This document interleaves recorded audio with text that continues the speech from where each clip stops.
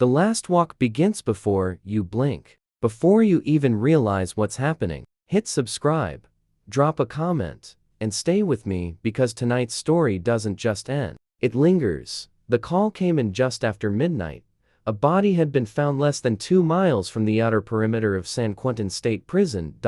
First, it didn't make sense. San Quentin wasn't just any prison. It was one of the most secure facilities in California, home to death row, the place where the state's most dangerous offenders waited out their final years. Nothing got out. No one got out, but the body said otherwise. Detective Laura Mendes stood at the edge of the crime scene, the wind from the bay cutting through her coat. Blue and red lights flickered across the asphalt, washing the scene in a uneasy color. The victim lay on his back, arms slightly outstretched, as if he had collapsed mid-step. No signs of a struggle. No defensive wounds, just a single, precise injury and an expression frozen somewhere between shock and recognition. Mendes crouched beside him, her eyes narrowing. "What do we know?" she asked. "For now?" Officer Grant replied, flipping through his notes. "Male, mid-40s. No ID, no wallet, no vehicle nearby. And..." He hesitated. "And what?" Grant swallowed. "We found this in his pocket." He handed her a small folded piece of paper. Mendes opened it carefully. Inside, just one line, a time, and 2 words. "Final walk." She looked back at the body, her mind already racing. "Call it in," she said. "Run prints. Check missing persons. And notify the prison." Grant frowned. "You think this is connected to San Quentin?" Mendes stood slowly, her gaze drifting toward the distant silhouette of the prison, barely visible against the dark horizon. "I don't think it's a coincidence," she said. Inside San Quentin, the atmosphere felt different, even for a place built on tension. Something about that night pressed heavier against the walls. Warden Ellis didn't waste time when Mendes arrived. He met her in his office, a tight, controlled space overlooking part of the yard. "You're saying a body shows up outside my prison," Ellis said, his voice calm but edged. "And your first assumption is that it came from here?" Mendes didn't sit.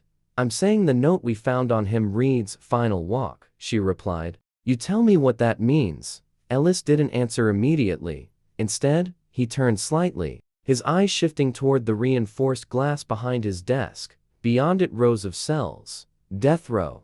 The final walk," Ellis said quietly, "is what inmates call their last trip before execution." Mendes held his gaze. "So someone outside your prison had that phrase on." Ellis exhaled slowly. "That phrase doesn't leave this place. Until now," Mendes said. A silence settled between them. Then Ellis picked up the phone on his desk. "I want a full internal check," he said into the receiver. "Every inmate, every unit, no exceptions." He hung up and looked back at Mendes. "If this is connected," he said, "we'll find out." The results came back faster than expected. Too fast. Ellis stood at the edge of the control room, staring at the monitor as one of his officers spoke. "We've accounted for all inmates," the officer said. "No one's missing. No breaches. No alarms triggered." Mendes crossed her arms. "That's not possible." Ellis didn't respond. Instead, he turned to another officer. "What about staff?" The officer hesitated.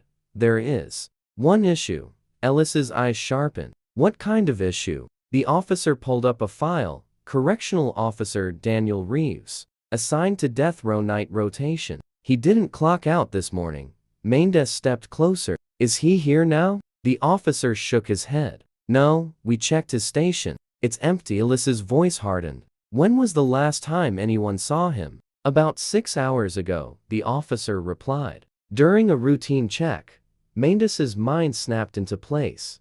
"No ID on the victim," she said slowly. "Mid-40s. Found outside the prison. And now, you've got a missing officer." Ellis didn't need to say it. They both knew. "Get me Reeves' file," Mendes said. Minutes later, they were back in Ellis's office. Mendes flipped through the file, her eyes scanning quickly. 10 years on the job," she muttered. "Clean record. No disciplinary issues. No complaints." She paused, then frowned. "That's strange." Ellis looked up. "What?" Mendes turned the file toward him. "His last assignment changed," she said. He was moved to death row just 2 weeks ago. Ellis nodded slowly. That's not unusual. No, Mendes said. But this is. She pointed to a line in the report. Requested personally by the inmate. Ellis's expression shifted. Inmates don't get to request specific officers, he said. Apparently. This one did, Mendes replied. She flipped to the next page. Inmate name. She read, then stopped. Her eyes narrowed. Why isn't there a name? Ellis stepped closer. The line where the inmate's name should have been was blank. Not redacted. Not blacked out. Just empty. Mendes looked up, her voice dropping. Who's this inmate? Ellis didn't answer immediately, because for the first time since she arrived he didn't know. And somewhere deep inside San Quentin's death row a cell door clicked open. The cell with no mammoth sound of the door unlocking didn't echo loudly. It didn't need to. Inside San Quentin State Prison, even the smallest mechanical click carried weight, especially on death row. Officer Daniels was the first to notice. He had been making his rounds when the panel light outside Cell 27 flickered from red to green. Clearance granted, but no one had requested it. Daniels stopped in his tracks, staring at the door. Control, he said into his radio, his voice steady but tight. I've got an unauthorized unlock on Tier C. Cell 27. Confirm, static answered him. Then Control to Daniels. Stand by. The hesitation wasn't normal. Daniels stepped closer to the cell, his hand hovering near the emergency override on his belt. Through the narrow reinforced glass, he could barely make out the figure inside, sitting on the edge of the bunk. Still. Waiting. Control? I'm not waiting, Daniels muttered. I'm checking it. Before the voice on the radio could respond, Daniels reached forward, and the door slid open on its own. No resistance, no delay. Just smooth. Silent compliance. Daniels froze for half a second, then stepped inside. Hands where I can see them, he ordered. The inmate didn't move. Didn't even look up. Daniels frowned. You hear me? Still nothing. The air inside the cell felt different, colder somehow, heavier, like the walls were holding something in. Daniels took another step forward. Turn around, he said, slowly. The inmate lifted his head. Their eyes met, and Daniels felt it. Immediate, not fear and aggression, something else. Recognition. As if the man sitting in front of him already knew everything about him. Daniels' grip tightened on his radio. Control. I need backup. The radio went dead. The lights flickered once, then steadied, but something had changed. Daniels swallowed. What's your name? The inmate tilted his head slightly, then spoke. You already know it. Daniels shook his head. No, I don't. The inmate's lips moved, almost forming a smile. That's why you're here. Daniels took a step back. No one called me here. The inmate's eyes didn't leave his. You did. The words landed harder than they should have. Daniels opened his mouth to respond, but stopped. Because for a split second he couldn't remember why he had come to this tier. His thoughts felt slower, like something was pushing against them. What did you say your name was? Daniels asked again, more forcefully this time. The inmate leaned forward slightly and whispered something.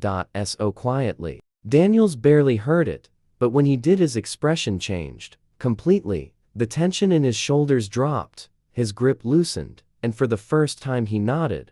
Okay, Daniels said softly. Outside the cell, the door remained open, unmonitored, unreported, and inside Daniels stepped further in. The door slid shut behind him. Back in the administrative wing, Detective Mendes stared at the blank line in the file, her pulse quickening. This doesn't happen, she said. You don't just have an inmate with no identity.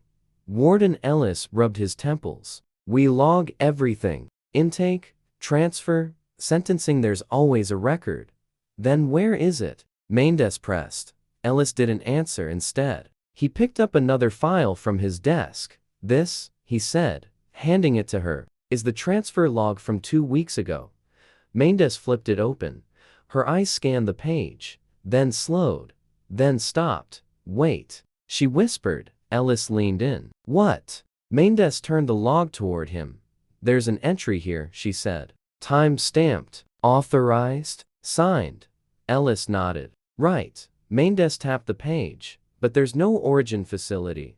Ellis frowned. That's not possible. And no transport officer listed, Mendes continued. No vehicle record. No intake notes. She looked up at him. It's like he just appeared. Ellis's jaw tightened.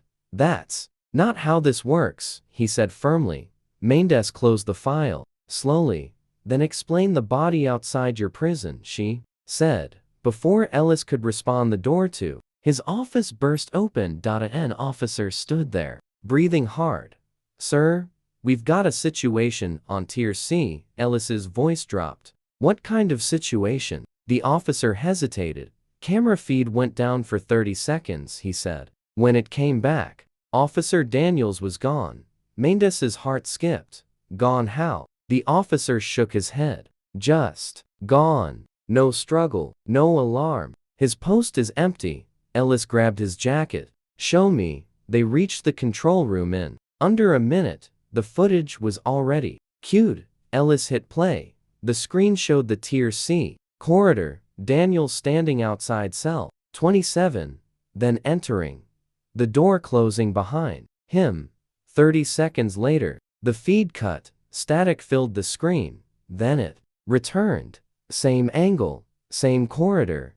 But the cell door was open, and Daniels wasn't. Inside, Mendes leaned closer. Rewind it. Ellis did. Frame by frame. Something flickered during the static.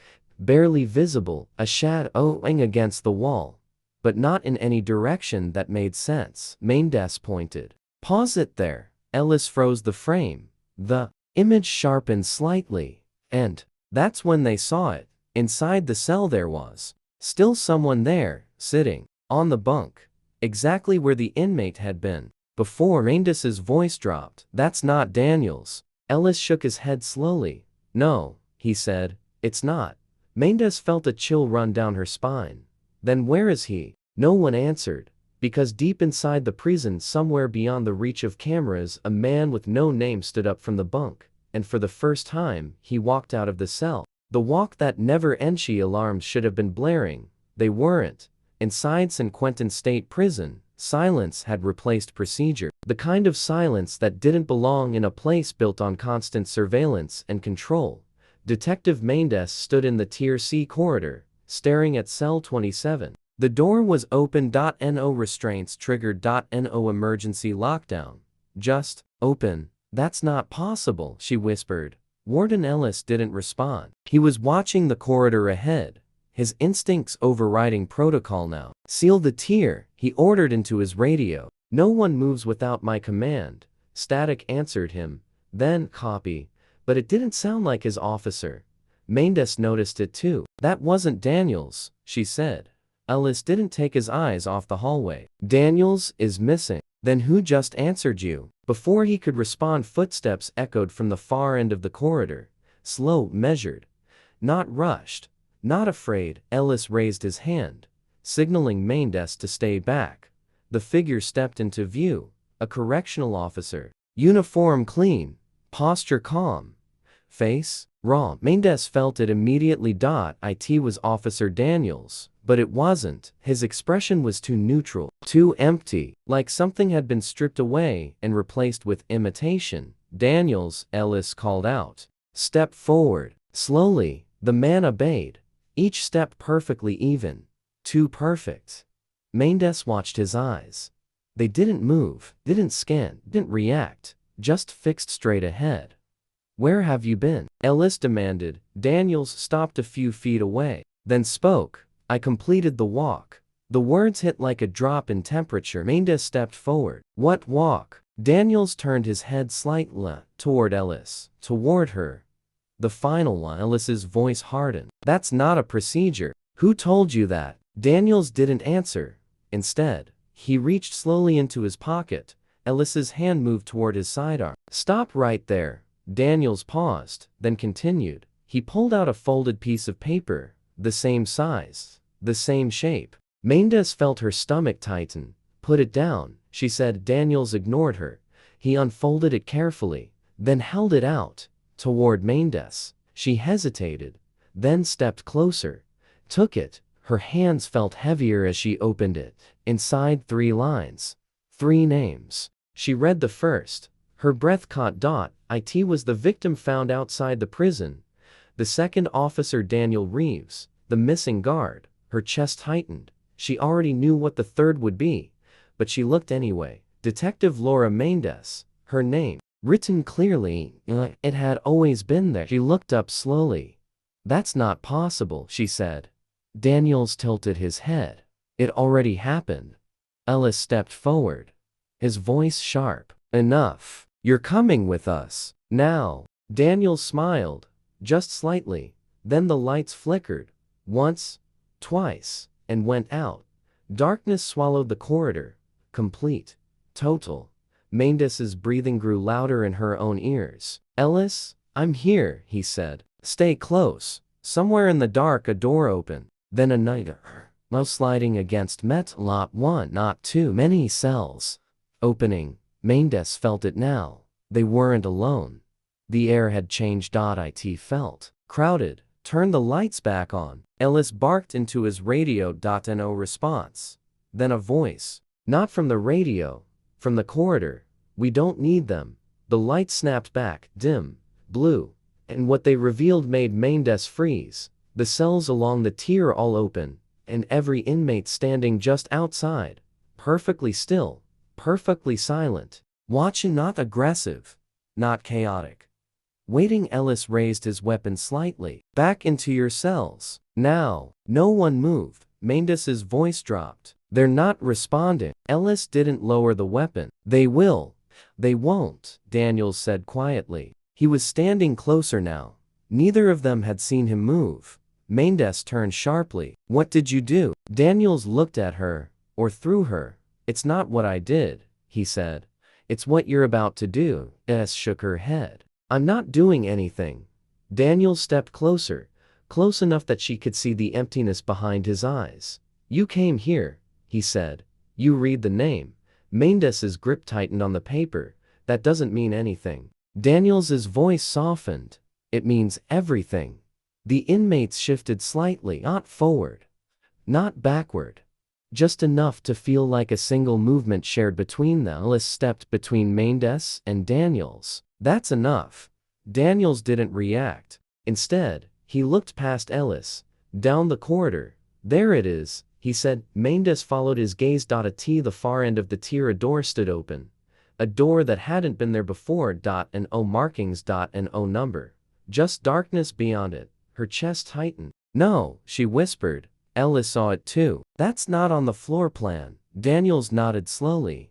"It wasn't." Mendes took a step back. "We need to leave now." Daniels shook his head. "You already did." The words didn't make sense until they did. Mendes looked down at the paper in her hand. Her name, already written. Not something that would happen, something that had. Her voice trembled slightly. "This isn't real." Daniels stepped aside, clearing the path to the door. "It is now." The inmates turned, all at once, facing the same direction. The door. Waiting. Mendes's pulse pounded. Ellis grabbed her arm. "We're not going anywhere near that." But she didn't move. Couldn't. Because something inside her was pulling, physically. Something deeper. Understanding. Acceptance. The final walk. She whispered. Daniels nodded. "You don't get assigned to it," he said. "You arrive at it." Ellis tightened his grip. "Mendes, don't." She looked at him, really looked. And for a moment, he understood. He saw it in her eyes. The realization. The inevitability. Mendes slowly pulled her arm free. "I have to know," she said. Ellis shook his head. "No, you don't." But she was already stepping forward. One step. Then another. The corridor felt longer now. Quieter. The inmates didn't follow. They didn't need to. They were already part of it. Mendes reached the doorway. Stopped. Looked inside. Darkness. Endless. Waiting. She took a breath. And stepped through. The moment she crossed the threshold, the light snapped off again. Total darkness. Ellis lunged forward. Mendes. But when the lights came back, she was gone. The door gone. The corridor normal, cells closed, inmates inside, silent, contained. Ellis stood there, breathing hard, his mind refusing to catch up. Behind him, Daniels was gone. No trace. No sound. Nothing. 2 weeks later, the official report was finalized. Internal irregularity. No confirmed breach. Personnel status unresolved. San Quentin continued operations. Routine restored. Order maintained. But in the control room, a new officer sat alone, watching the monitors. Everything looked normal. Cells secure. Inmates quiet. Nothing out of place. Until one screen flickered. Just for a second, he leaned forward, replayed it, frame by frame, and froze. There, standing just outside a cell, was a figure, a woman, still silent, watching the camera. He leaned closer, squinting. That's not on the roster. The screen glitched, the image distorted, then cleared. Empty corridor, nothing there. The officer sat back slowly, uneasy, uncertain, unaware, because somewhere deep in the system a new line had already been written, and this time it had his name on it.